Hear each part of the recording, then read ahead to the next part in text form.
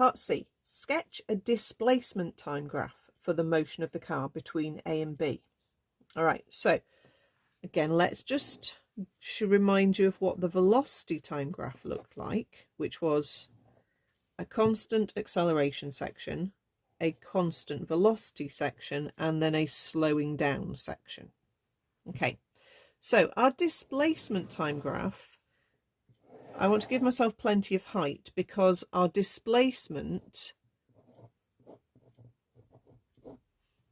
compared to our time, we're going to go all the way to a displacement of 1,900 meters.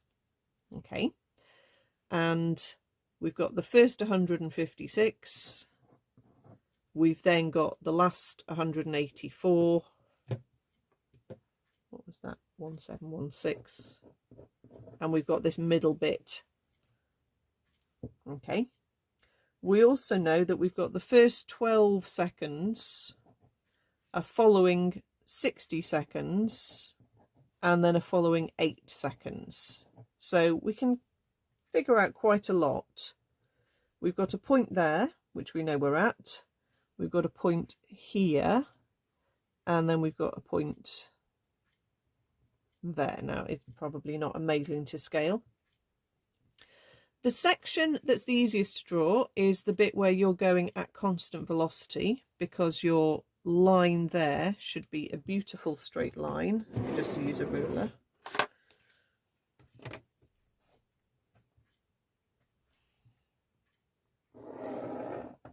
Okay.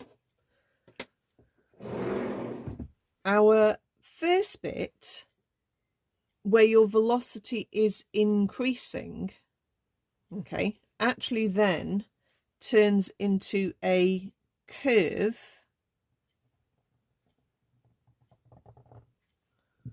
section of the graph like that.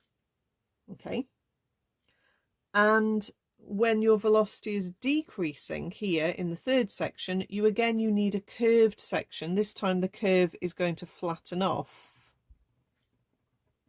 like so. It's a bit hard to draw because I don't want to make it look even steeper than that. Okay, but you've got a section where it is curving up, then it's going at a constant, and then you've got a final section where the curve is sort of curving down, sloping a different way. Okay, it's quite an awkward one to think about, and if I had graph paper I could probably draw it slightly better, and if I'd been a little bit more careful with my scale, but you get the general gist hopefully.